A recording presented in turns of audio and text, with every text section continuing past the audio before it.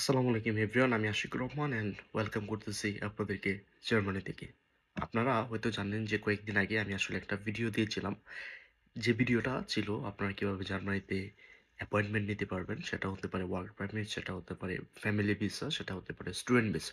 Overall ব্যাপারটা কিন্তু আমি একটা ভিডিওর মাধ্যমে শেয়ার করেছি। আজকের এই ভিডিওটিতে আপনাদের সাথে আমি শেয়ার করব জার্মানিতে আপনি নিজে নিজে কিভাবে ওয়ার্ক পারমিটের জন্য অ্যাপ্লিকেশন করতে পারবেন এবং ওয়ার্ক পারমিটটা কিভাবে আপনি জার্মানি থেকে জার্মান যে কোম্পানিগুলো আছে সেখান থেকে নিতে পারবেন। ভিডিওটি আসলে একটু লং হবে, সেজন্য আসলে আমি কথা বাড়াইতেছি না। আমি আসলে চাচ্ছি যে স্ক্রিনে আপনাদের সাথে ব্যাপারটা শেয়ার করার জন্য। তো সর্বপ্রথমেই চলে যাব আসলে একটা ব্রাউজারে। সো আমি আসলে মোস্ট অফ দ্য টাইমস আসলে ক্রোম ব্রাউজারটা ইউজ করি। তো ক্রোমে যে কোনো একটা সাইট ওপেন করব। ওপেন করার পরে যে সার্চ বক্স আছে ওটাতে আসলে সার্চ করব যে মেক ইট ইন জার্মানি। সর্বপ্রথম যে ওয়েবসাইটটা আছে ওইটাতে ক্লিক করব। এটাতে ক্লিক করার পরে মেনু যে অপশনটা আছে মেনুতে চলে যাব। যে সর্বপ্রথম দেখেন অল ক্যাটাগরিজের নিচে যে অপশনটা দেওয়া আছে যে ওয়ার্কিং ইন জার্মানি। তো ওয়ার্কিং ইন জার্মানিতে ক্লিক করব। ক্লিক করার পরে সোজা নিচে একদম নিচে চলে আসব। নিচে চলে আসার পরে দেখেন এখানে জব লিস্টিংস একটা লেখা আছে যে working as an IT specialist green jobs the skilled immigration act. যারা আসলে গ্রিন জবসগুলো চাইছেন তারা ওইখানে অ্যাপ্লিকেশন করতে পারেন, বা আমি মনে করি যে অ্যাজ এ নর্মাল পিপল যারা আসলে তাদের জন্য জব লিস্টিং এখানে ক্লিক করবেন। ক্লিক করার পর একটু নিচে যাবেন, যাওয়ার পরে find the job that suits you. তো আপনি কোন কাজটা আপনার কাছে ভালো লাগে। তো আপনি ফেডারেল স্টেটগুলো সিলেক্ট করবেন। তো যেহেতু পুরো জার্মানিতেই সিলেক্ট করবেন, পুরো জার্মানিতেই বর্তমানে আসলে দেখেন 22,123টা জব আছে। আর সবচাইতে যে এরিয়াতে জব আছে সেটা হচ্ছে ভেডেনে সবচাইতে বেশি জব আছে। যাই হোক, তো সেক্টরটা দেখেন কোন সেক্টরের মাঝে সবচাইতে বেশি জব আছে এখানে।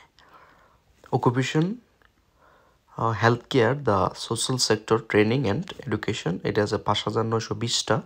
তো সবচাইতে বেশি জব যে সেক্টরটাতে আছে সেটা হচ্ছে যে health care and social sector. তো হেলথ কেয়ার এবং সোশিয়াল সেক্টরে ক্লিক করলাম।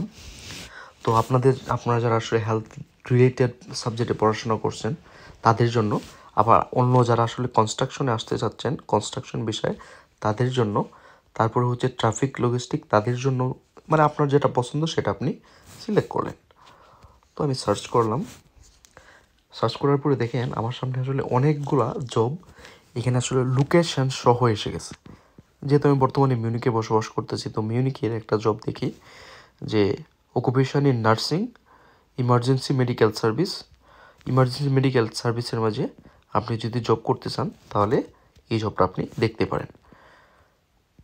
তারপরে যারা বাংলাদেশে বলা যায় যে ফিজিওথেরাপিস্ট আছে তারাও কিন্তু ওই যে দেখেন ফিজিওথেরাপিস্ট দ্বিতীয় নাম্বার যেটা ওইটাতে আপনারা দেখতে পারেন।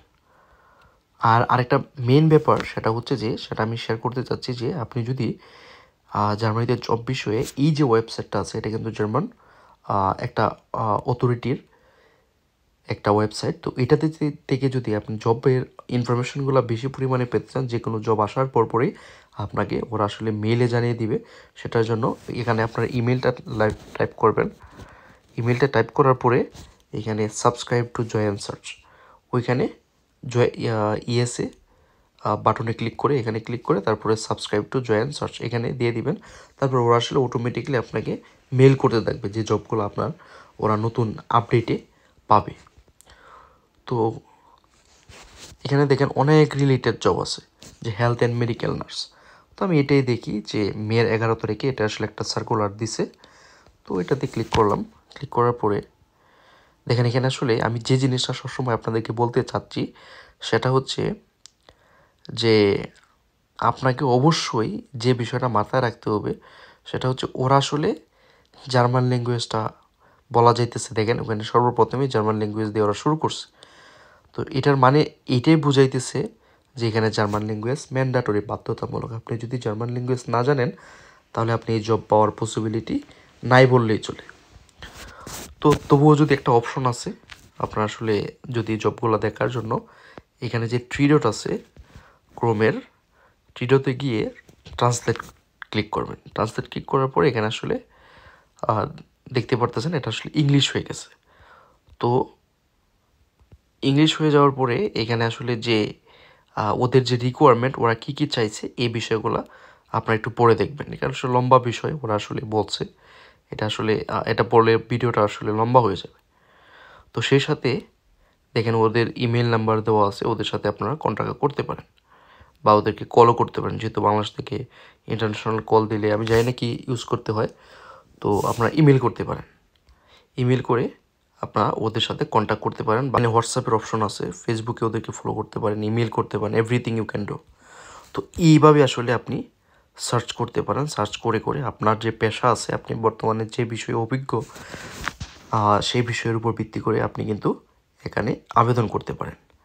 এবং সেই সাথে আমি আসলে আপনাদের জন্য অনেক ভিডিও মেক করেছি, যে ভিডিওগুলোর মাধ্যমে আমি এটা বোঝাতে চেয়েছি যে জার্মানিতে আসতে হলে আপনাকে টাকা দিয়ে নয়, আপনাকে সর্বপ্রথম যে বিষয়টা গুরুত্বপূর্ণ সেটা হচ্ছে আপনার যে স্কিল, ওরা যে জিনিসগুলো চাইতেছে সেই জিনিসগুলো আপনাকে অবশ্যই মাথা রাখতে হবে, তারপরে কিন্তু আপনি আসতে পারবেন। আর এই ওয়েবসাইটটাতে দেখেন, ওয়েবসাইটটাতে আপনি যাই করেন আপনার ইংলিশে দরকার, ইংলিশে ভালো পারদর্শী হওয়া দরকার, আপনি জার্মান ল্যাঙ্গুয়েজে পারদর্শী হওয়া দরকার।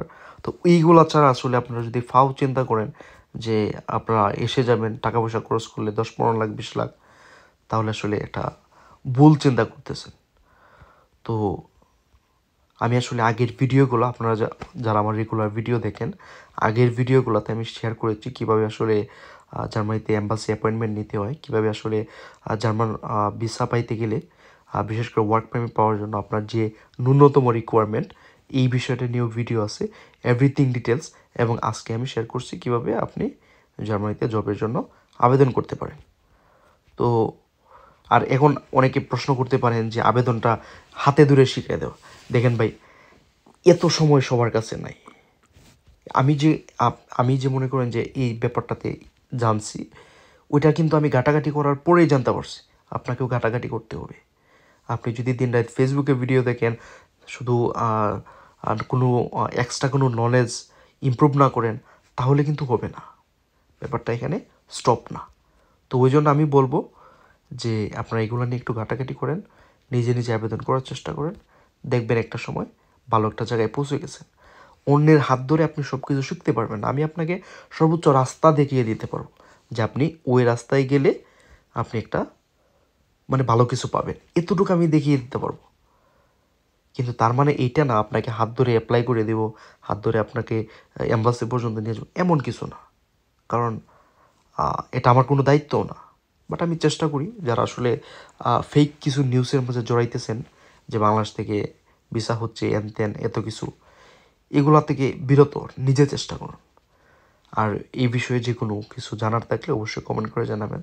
দেখা হবে আপনাদের সাথে আবার নতুন কোনো ভিডিওতে। Stay well, stay healthy, and Allah হাফেজ।